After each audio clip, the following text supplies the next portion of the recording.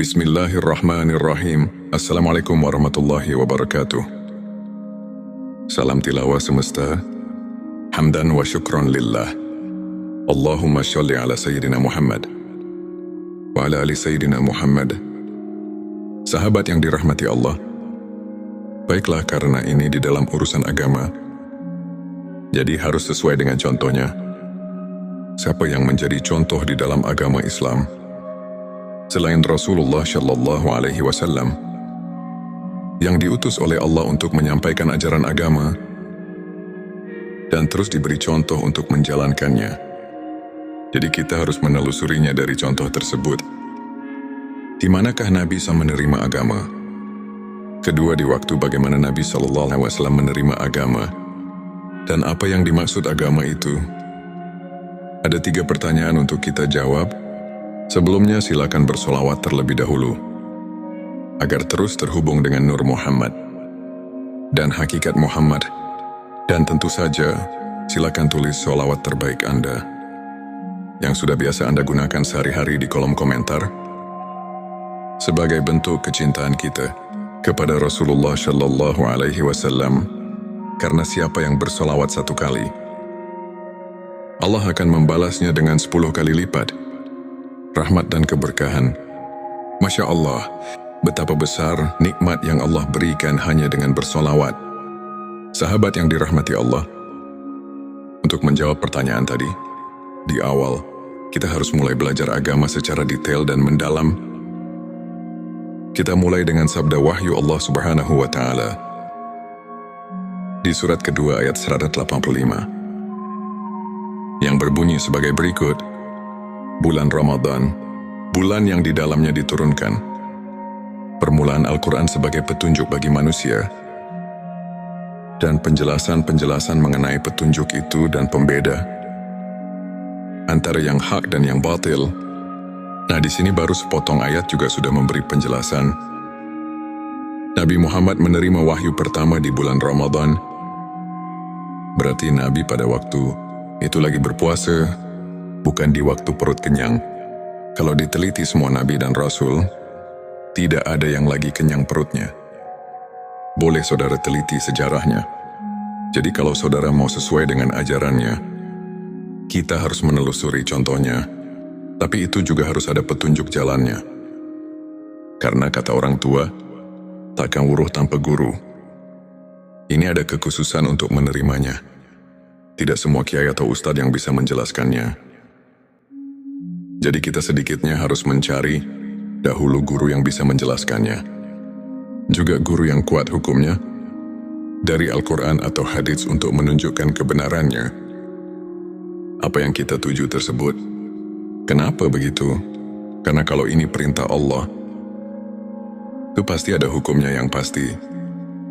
Tidak cuma kata-kata rumus atau siloka saja. Karena di dalam agama harus jelas hukumnya, supaya kita belajarnya tekun dan menjadi keyakinan yang pasti tidak goyah lagi. Apalagi ini urusan keselamatan nanti di akhirat. Harus konsekuen dengan petunjuk Allah dan Rasul-Nya. Saudaraku, ada lagi yang bertanya, apakah masih ada di zaman sekarang yang bisa menunjukkan hal itu? Saya jawab, ini sudah menjadi kepastian masih ada. Karena ada keterangan yang menjelaskan, Al-ulama'ul warasatul anbiya. Ulama itu pewaris para nabi. Jadi saya percaya sekarang masih ada atau banyak yang bisa menunjukkan hal ini. Hanya mungkin agak sulit mencarinya.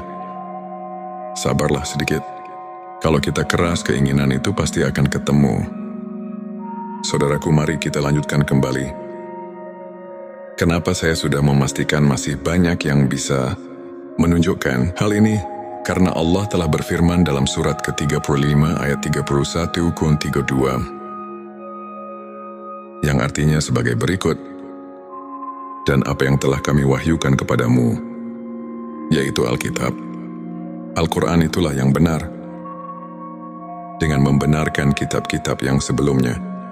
Sesungguhnya Allah benar-benar maha mengetahui lagi maha melihat keadaan hamba-hambanya. Dilanjutkan dengan firman Allah yang artinya sebagai berikut. Kemudian kitab itu kami wariskan kepada orang-orang yang kami pilih di antara hamba-hamba kami. Lalu di antara mereka ada yang menganiaya diri mereka sendiri, dan di antara mereka ada yang pertengahan, dan di antara mereka ada pula yang lebih dahulu berbuat kebaikan dengan izin Allah. Yang demikian itu adalah karunia yang amat besar, saudaraku. Kalau mentafakuri ayat tadi, kita lebih jelas ada kepastian masih banyak yang bisa memberi petunjuk tentang hal itu. Karena kandungan ayat tadi sudah jelas.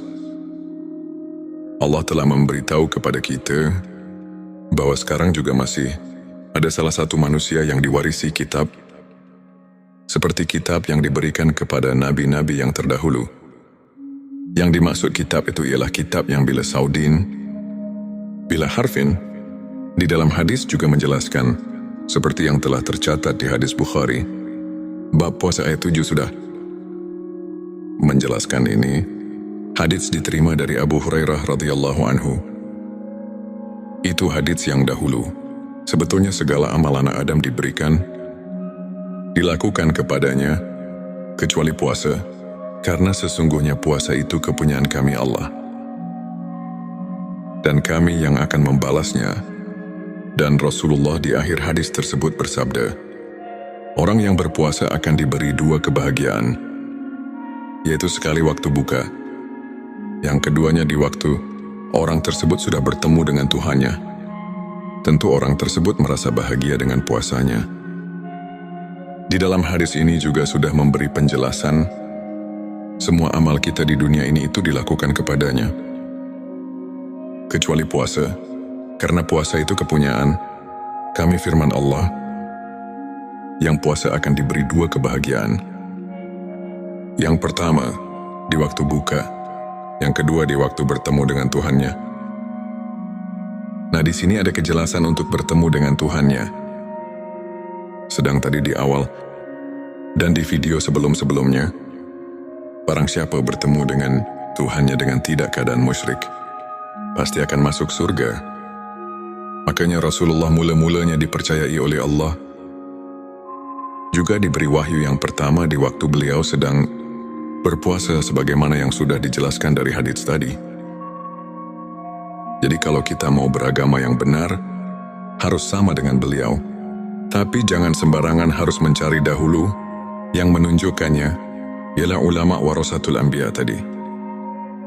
Karena jika tidak begitu, tidak akan bertemu dengan yang dituju.